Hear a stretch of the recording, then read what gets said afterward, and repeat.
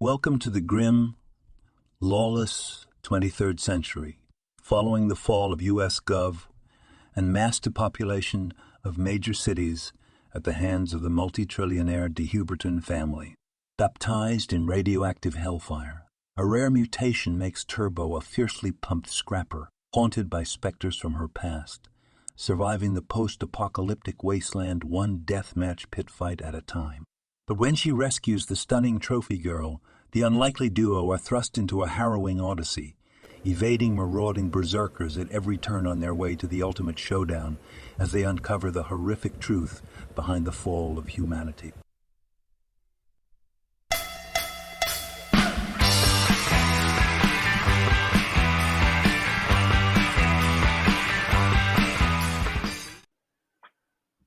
Happy Sunday, Jake. How you feeling? Hey, Kurt. Hey, everybody. How's it going? We are welcome to the making of Turbo Pit Fighter. We are making a post-apocalyptic sci-fi comic. I do the pencils. Kurt does the inks. We're going through all of the stages of production, and we chat while we're doing it online every Sunday. So welcome to another episode. What you're looking at here is I have a sketchbook that I've been just putting ideas into, and because we're not only creating a comic, which you can see Kurt has the latest page, but we're also creating a world.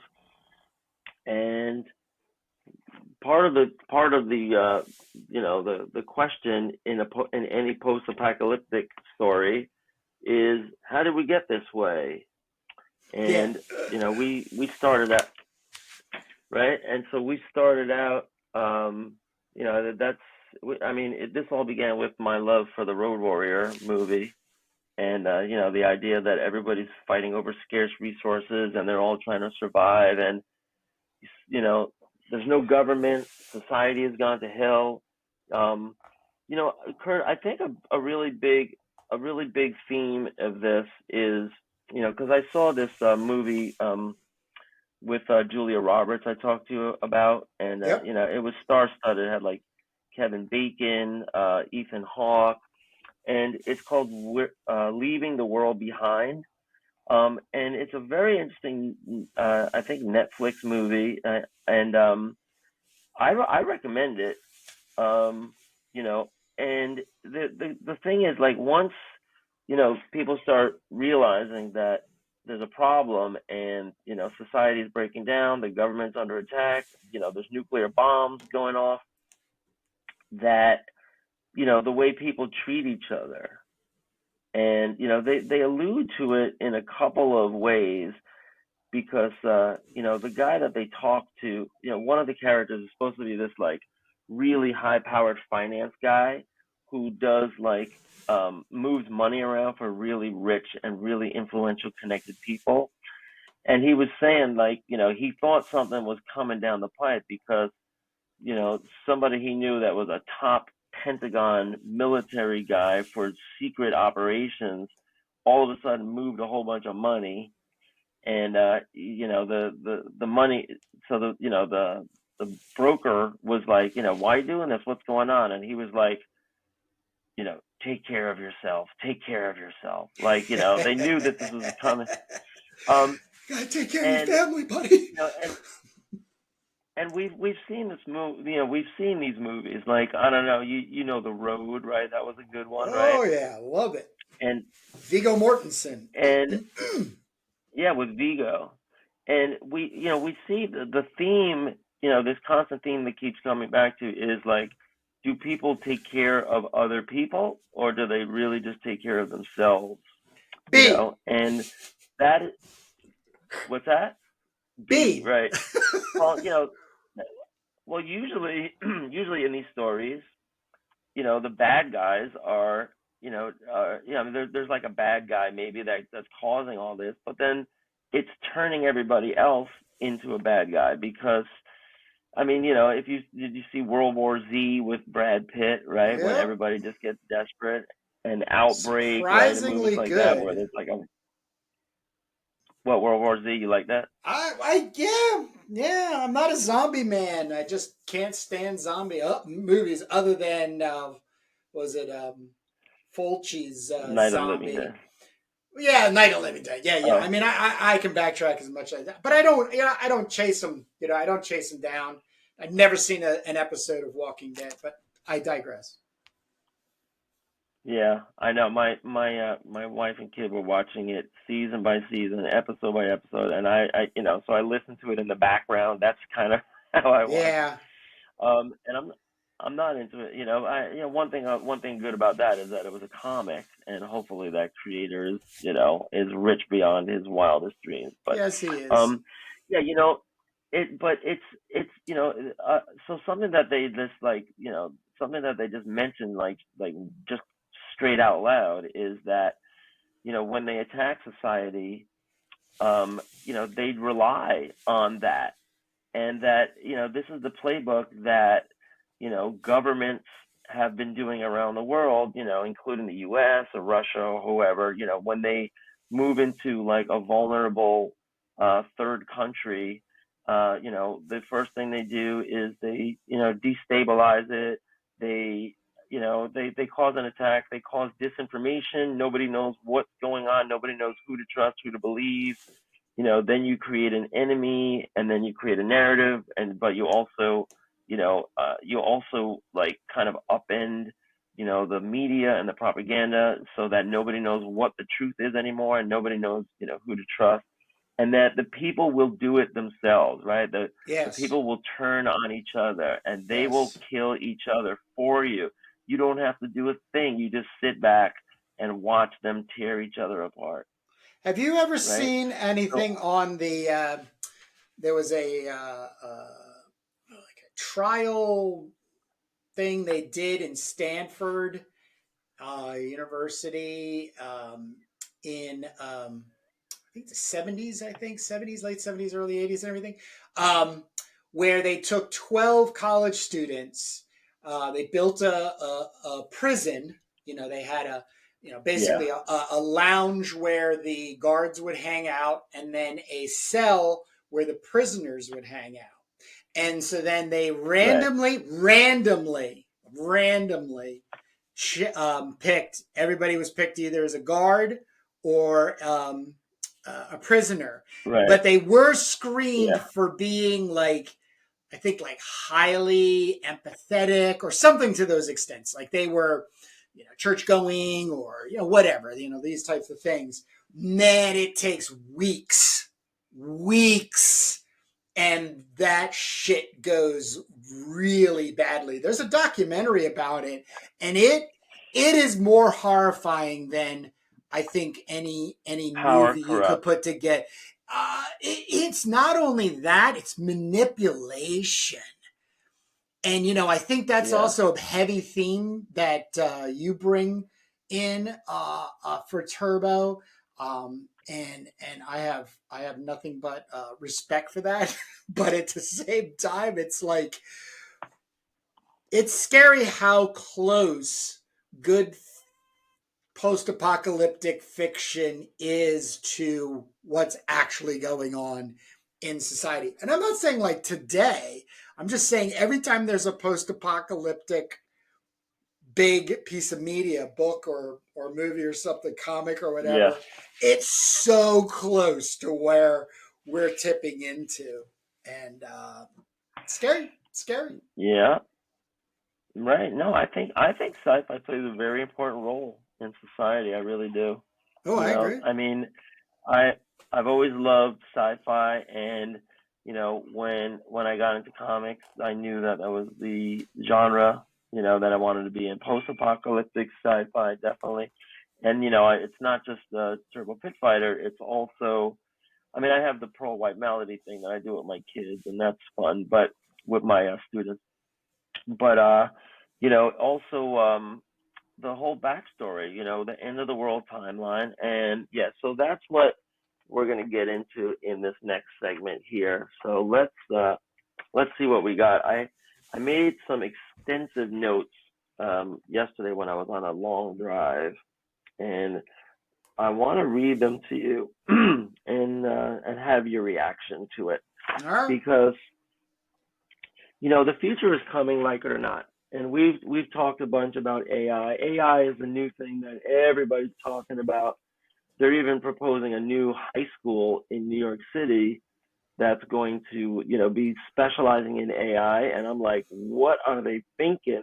Don't do They that. have to. Don't do They that. have to. They That's gonna have go. to.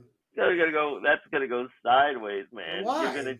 give a whole bunch of high school kids, because we haven't figured anything out yet We about never the do, ethics, though. and We never we and do. the fail. We need to have, fail safe rules of the road before we just start, teaching kids to get involved in this shit and giving, them, like, capabilities that nobody else has, ahead of the curve.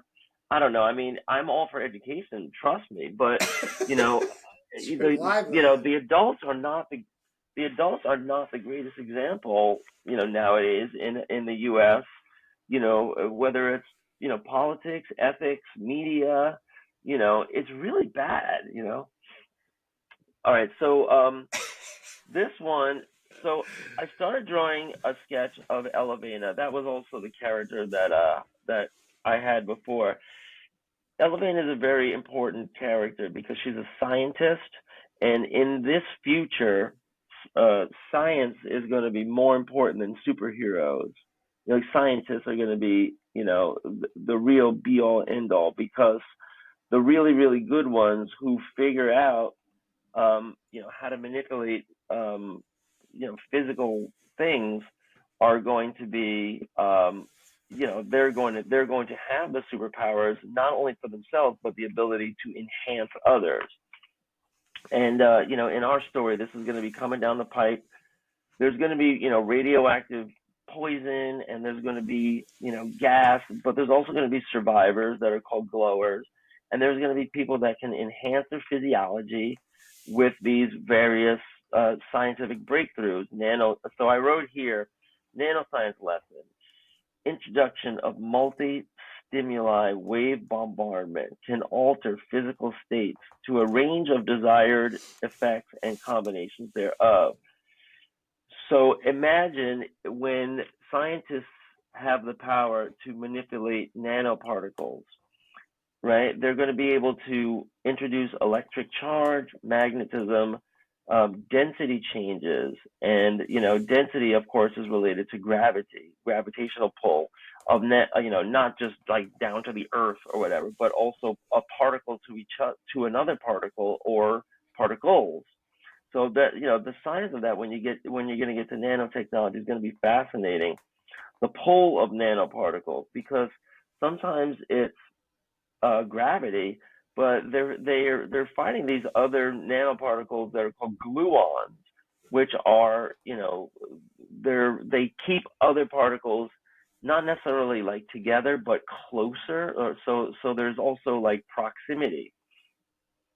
So, and this is just so this little device that Elevina is going to be holding is going to have one prong, and it's going to be how she manipulates things. It's going to be all those things: electric charge, magnetism, density versus gravitational pull is one prong. The next prong is going to be temperature, which is not only heat but cold.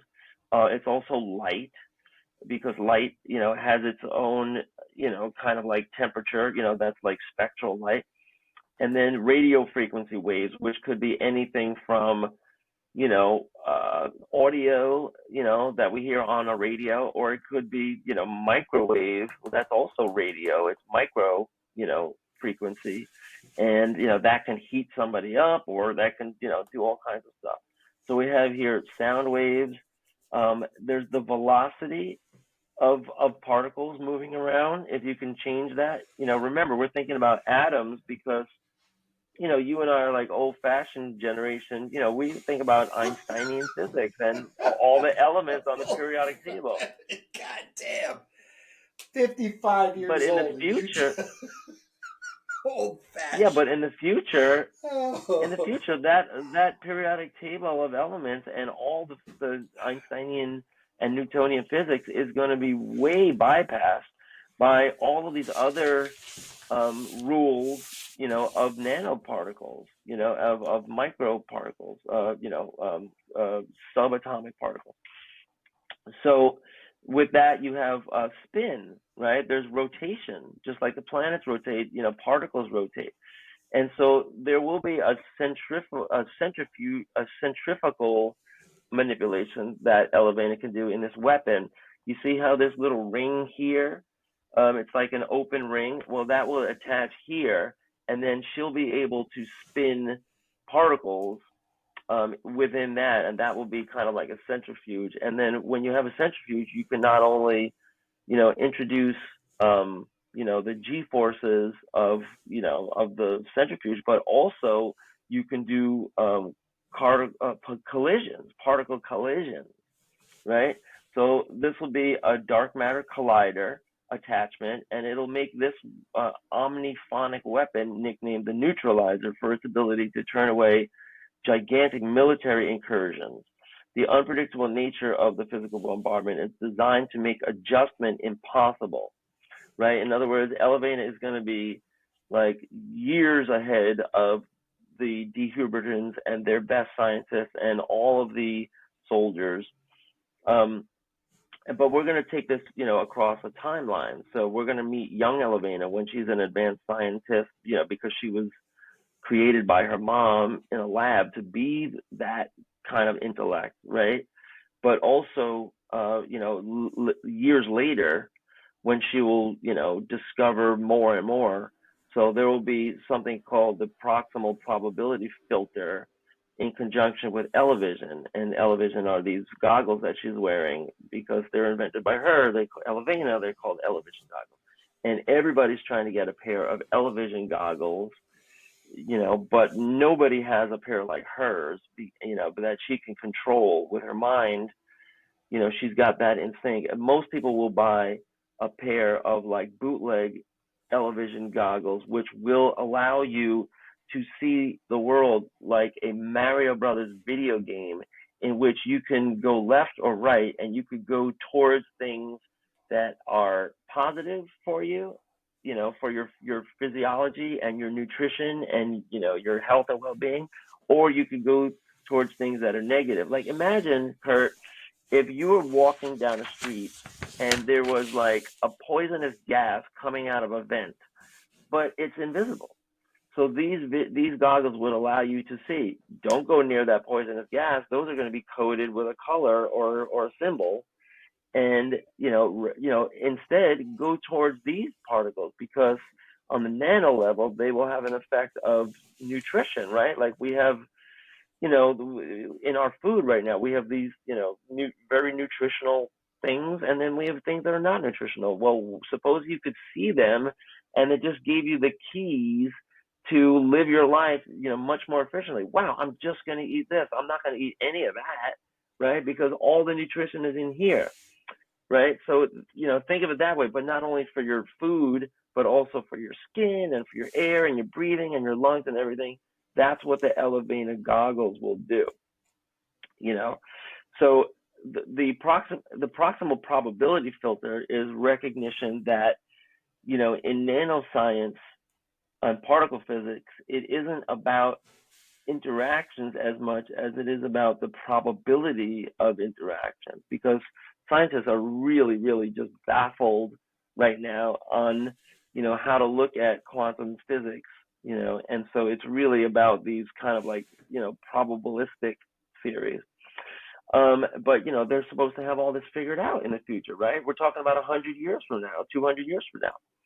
So our story is going to have all this stuff figured out. And yeah, I'm just a fiction writer, sure, but I am, trying to anticipate, things, that could happen. And if they're wrong scientifically, well, we'll just say, well, okay, that's the fiction part. But I have an then we immediate, got the science. I have immediate reaction, which is in the form of a question, and it's about your Yeah. statement.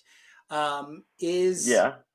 Are you going to have anything about papers being written by Elevina that are being published in order for her to not Yeah. only prove to to the physical world that this is relative, real, and workable, but also to the the scientific community? Is that going to be like played out? Yes, Because well, that's a you great. say, and what triggered me in this question response, as well as everything before, when you said, oh well, this far in the future we'll have it all figured out, but we won't, because the true nature of our existence is based on observation, and observation causes nothing but questions. And the questions are not only relevant to me, but to you and the person next to us and the person over there and on the other side of the plane. So this all creates the stimulated conversation, which then some people gravitate to the sciences, and then they even get into different compartments of science or categories, and then they want to better us as a human race and society and stuff. So question being, Yes, pages, papers being published and then being a part of the storyline. yes, absolutely. And I'll go you much, much, much, much further. In this world, um, it's not going to be what we have now. What we have now is we have a scientific community, and if people don't know, the internet was created in order for scientists to be able to share and easily access scientific papers, facts, and everything. It was supposed to be a benefit to humanity, and as we can see now in 2024, it has gone horribly awry. I mean, Well, it literally, the hasn't. See, election that's where I is, disagree with you. It had the internet hasn't done anything wrong. We do things wrong. of course, that's So what I'm it talking. would Yeah, it would I'm not be talking about the machine. yeah, I know, but it's the same. It's the same context of the printing press. Well, there's a really good Right? Yes, documentary. There's a really good documentary of on the course. printing press about how people were going and smashing, breaking into people's studios or their place of business just to smash their printing presses, which were costing them a lifetime of profit in order to just keep purveying printing material. But people were terrified of this technology. Yeah, well, they had. I mean, there was always writing by hand, and that it's really the same as the computer. I mean, the real time saver of computers and digital technology is the fact that it duplicates, very easily, and that's one of the main things, that cut and paste, right? Copy and paste. Um, but you know, what's going to happen in this world is that it's going to be um, where science is not shared anymore, and it's going to be just the opposite. It's going to be coveted, and whoever has the inside, science is going to be able to make, enhance soldiers, and have the military advantage and enhance weapons. And Elevina is going to be the greatest example of this with her advanced weapon, that she can just turn back an entire military invasion, and save the day. And and nobody else has that. Why? Because if she can't let anybody have that, not even an ally. Because the reason, and we're going to have this early on in the storyline when Elevina is only like 8 or 9, and she lives in this like guarded laboratory and everything, and she was, created by her mom to be this, super thinker and everything. But in order to keep the lights on, Esoterra made a deal with a university that she thought she could trust, and the university was hacked, and they because they got greedy and they were like lax on their security, and allies of the DeHubertons got a hold of Elevina's papers. Now this was an 8-year-old that was, or maybe 9, 10-year-old that was developing completely new formulas that were going through animal trials on upending everything we know about food and nutrition, and so the DeHubertons, got a hold of that, and then they realized it, and they acted to stop that. But even before you get to Elevina, in the timeline, there's going to be this team of scientists that Elevina's parents are part of. Remember, Esoterra's parents are part of. Esoterra is going to be a whole generation beforehand, and she is going to be directed to this couple who are scientists by a flying pea. Remember that whole thing? Yep. And Esoterra is going to grow up with this, in this compound of these scientists that are moved away by the military because what they know, what they're developing is so advanced, they can't let it fall into the wrong hands. And they're talking about Russia, China, and everything, but the real villain is going to be, the de-Hubertons. And, and in the early going, there are going to be a bunch of different corporations that are working in concert, but through intermarriage, they're all just going to become one family, by the time we get to Turbo's time, and Elevena's time, that's all going to be consolidating. It's going to be either you join the de-Huberton cause, and some of it's going to be through, marriage. Otherwise, they obliterate you, and they're just going to like steamroll you. So, and that's kind of like a throwback to, the days of royalty when, that used to go like that, the whole Game of Thrones, thing where, the bitter enemies would solve a war by marrying the son with the daughter. Remember that, Yeah. So there's going to be, elements of all that. But yeah, the science is going to be, very, very advanced. And, if they crack the code to, the nano world, the nanosphere, and they are able to do things like, oh, wow, I can make projected energy. I can kill all my enemies. Well, that's going to be a big thing, or if they can say, I can get all the nutrition, like 100 times more efficiently than what we're doing now, that's going to be a big thing, right? You're going to have like, super enhanced, humans. And then, the opposite could also be true. You could deprive, people of nutrition, pretty easily, if you want to sabotage them. So the science is going to be very, very secretive. It's going to be very, very sought after. And some of the most epic battles between Elevina and the, and the unbeknownst one are going to be based on the fact that they're trying to get what's in Elevena's head, and there's going to be, these massive battles. I'm going to tell you, the major spoiler in this storyline is going to be that they're going to make Elevena surrender by threatening to exterminate the remaining cities, or like all of the cities are already going to be gone, but they're going to threaten to use their drone army and their poison gas and everything to, poison radioactive gas to wipe out everybody except for them and their, outpost and their compound, and maybe like, the one city of, people of their like, hardcore subscribers, because they do need humans, to kind of like, run things, day to day. So, think of that like in the Hunger Games, like they have the capital and there's like some people who live in this privileged city with good air and everything. I think more So along the there's gonna be, terms of rollerball.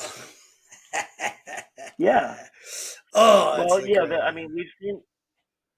We've seen that theme a couple of different ways, right? There was that Tom Cruise movie where they live in that sky world, that like that beautiful sky world up, that big crescent up in the sky, and everybody that's down on Earth is just like a schlub living in the, sad reality. You know the movie I'm talking You're about? talking about Oblivion? No, Oblivion was when he was out in space somewhere, right? It was a mate. No, this was Tom Cruise living in was a it was it utopian. Or was it it Tom Matt? Cruise No, or no, was you're it thinking of the one Matt Damon. where it had maybe it was Matt Damon. where he had the robotics kind of like cyborg attachments. He had to get up there to get healed. And up there, all the rich, it had like a name like Elysium or something like that. Yeah. You know, it was like I'll post it. And up there was like great technology for like health. You know, you just go to like a machine and it does surgery on you. Yeah. You saw that movie, right? Yeah, it was the same guy who did District 9. Down on the earth, it was just like, humping it, working, like mines and dirt and, like real like two-tier system, right? Yep, schlubs. So they'll the schlubs. So there will be an element. There will be an element of that. There'll be like, more like a protected area, and and so that's going to be the pitched battle because the de-Hubertons are going to be desperately seeking what Elevina knows, and Elevina is going to have her super squadron of enhanced females, and she's going to have her compound, which is going to be huge. Like she's going to buy an entire state at some point, and there's going to be some protected area, and that'll be the resistance. But that's going to be what they threaten. They're gonna say, yeah, we have the drones right now that are aimed at you, and we're going to wipe out everything unless you surrender. And then when she surrenders, she's going to go into the prison where young Turbo will meet her in issue number 3 of Turbo Pit Fighter. Young Turbo is going to meet slightly older Elevina in her 40s, and for decades, or maybe like 10, 15 years, they've kept her in this prison, and they're giving her lab equipment to continue her work and to do stuff, and they're monitoring her, and they're trying to get what they can out of her, and torture. They can't torture her, under the terms of the but it's really exploitive. And in Turbo Pit Fighter, like number 4 maybe or 5, we're going to see this great scene that's going to be the death of Elevina, right? And Elevina is going to be this really crucial character because it was her research that fell into the wrong hands that caused the de-Hubertons to be able to take over, and she ended up being the only resistance, the only real resistance after the government fall. And then there's this, long period where she's incarcerated and everything. And then, Turbo comes along because Turbo needs to get her the gun, the prototype to the gun that was developed. And Elevina, is going to get it into the right hands. The reason why the sister Ray from the orphanage needed Turbo to get it to Elevina is because Elevina could get it into the right hands. And during Turbo's youth, there will be a period where the gun is mass produced. The prototype does, it's able to turn radioactive peas into a projected energy weapon that can change, the tide so that resistance fighters can, beat back the de-Huberton at least for a time in an area. And so there will be a benefit to that. But, the story will unwind, and, by the time we get to old Turbo, it'll be more of like wastelands all over. And, they're going to be, just traveling this world, and the unbeknownst one is still around, but the de-Hubertons have fallen quite a bit by then. And, it's mostly just, tribal warlords. And, basically, the era of the de-Hubertons will be over because of young Turbo getting the gun to Elevina getting it to, the network, that it needs to find. And then Elevina's death will come, it's going to be some kind of glorious battle in the prison, and the prison, remember, is going to be adjacent to the domes where the sentients are kept, and we're going to find out at some point who the sentient has been alive for hundreds of years that directed the flying P, so that her, Esoterra's mother, Elevina's mother, Esoterra, was directed to the scientist.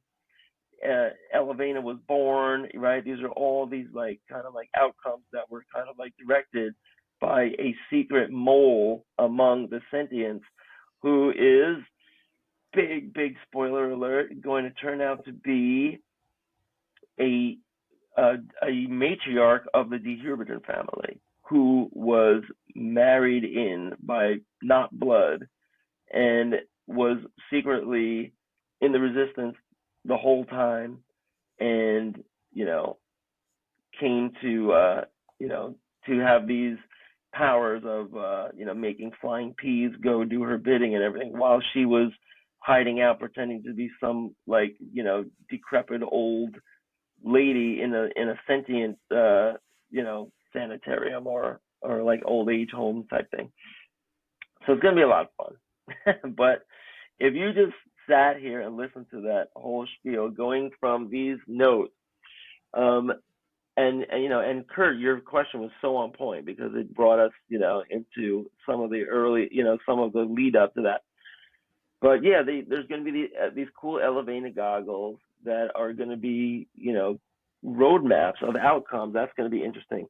Here, I have this great idea where, if you can see, one of the weapons that Elevina has is this ability to create these projections, and she's going to project this superhero that's going to look like Esoterra, but Esoterra will be gone, and so it's not an actual thing, it's just a projection. And every time these whirlwinds come and defeat these military incursions, everyone's going to think it's Esoterra, and they're going to think that for probably around 8 or 10 years before they realize that those are just projections, and it's all coming from Elevina's omni-phonic weapon.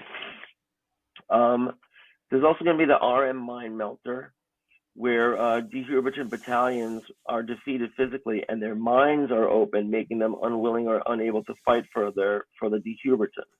And so that's going to create a whole society of freebooters, some of whom are going to be the mechanics that Mr. Ike hooks up with.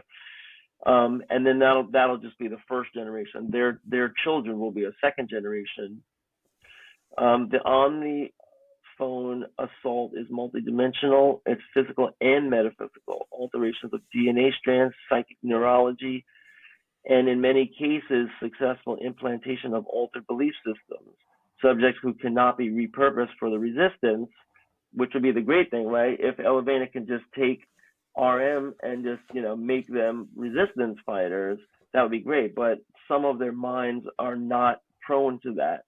So then, in that case, she uses an alternate inception, which includes a megalomania program, and the subjects believe themselves to have otherworldly powers that no one else can understand. But those powers that will be conveyed to them are really fall under the parlor trick category of enhancement. So they think they can do good things because they can make some colored sparks come out of their hand or something. But really, it's really just to induce a psychosis, to create an army of chaos agents adjacent to the RM ranks. And that's going to be the second best thing. It's just, going to, cause chaos and disorganization. And, that's also going to lead to the RM no longer being part of the de-Huberton force. And of course, there's going to be, a mutiny. And, that's what we're going to see when Turbo's young, is the battle between the de-Hubertons and their former RM militia is going to be raging on. So a couple of little ideas there that I'm Great sharing. stuff. And if you're a watcher, if you're a listener of Making Turbo Pit Fighter podcast, you get early access to all these crazy ideas before we commit them to writing in the Substack, before we commit them to, the art in the Turbo series. This is supposed to be a 6-issue, graphic novel, miniseries, whatever. And it takes lots of time to, bring that to market. So we're just ruminating on the ideas, now before they, and then of course there's still so much writing to do, and there's so much like figuring out of like, okay, how is this going to fit into the timeline? How is that going to fit into the timeline? But which is all the fun. if you're a creator and you like sci-fi and you want to, and you don't have any ideas for your comic, consider, picking up some of these storylines. There's so many different threads, and all this technology. And, if you're not good at the writing and the figuring out stuff and everything, there's a whole world here. And, I am definitely open to collaborating in a way that makes, economic sense for you to spend your time and money doing this and reaping the benefits. If it fits into this world, as long as, it fits in, sensibly, logically, cohesively, consider, a spinoff. Consider being part of this craziness. Definitely willing. So yeah, that's going to be something that it's going to be kind of seen and heard in our Substack. And Kurt, what are you thinking about ideas for bringing this Substack out? I know we're still just kind of in the planning, but well, we have two major things to clear. That's your move, and then the teaser has to be out there. I'm also, as I had said, I am putting together my Crom the Barbarian Collected. I'm probably about 2 weeks away to getting artist proofs to be able to send out to the guest artists. I have on board, yourself included, because then I want to bring you over to the Crom Updates channel and get your feedback on that. And then I'm hoping for envisioning. Is probably a better way to say it. Envisioning a July release, hopefully earlier than later in July, where on my website I'll be running a campaign, if you will, but it will be a completed book ready to be purchased and shipped to you. No waiting, like these foolish Kickstarter crowdfunding things seem to have people in their clutches. But other than that, once I start getting some freedom in my time, yes, we will be able to start putting it together. Because, like I like doing anything in marketing, I want to have weeks, if not months, already prepped, completed, and scheduled and ready to get. Because then you're also working with the reactions that are coming to you from that platform. And so as you're developing more material, you're starting to see comments and the stats and all that kind of good stuff. So the summer's going to give us a lot of that freedom. Summer's going to give us a lot of freedom. So look forward to that in the summer. Yeah, because once the teaser's out, then that includes information about the Substack, which we will then have a obligation to at least put something on there, right? Either as a placeholder or whatever. I mean, it's going to be tough to update that like on some kind of regular interval like you do with your Substack, but like you said, the point is to start to develop a following and get subscribers, right, for the Substack. There's people that like to get free prose sci-fi in their inboxes, right? Yeah. That's the idea. Yeah, and then that'll tie right into Turbo material when that's getting all available. A comic book, right? Yep. The next teaser and the next teaser, yeah.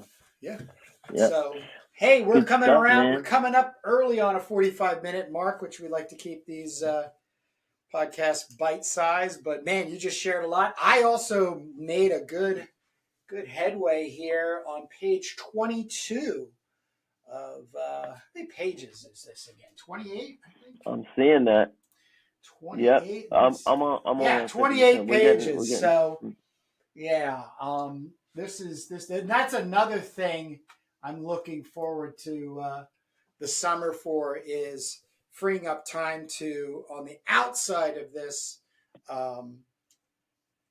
podcast Sundays and only working, is being able to maybe free up afternoon or morning or something where I can actually start putting a little bit more time on here, so we can start getting to a more completed comic book for release. So, but we have a lot here, and we're making headway, and this is episode 109. We're 2 years over on this, and we're planning on sticking around for quite a while. So if you've made it this far, we consider you a turbonaut. We thank you.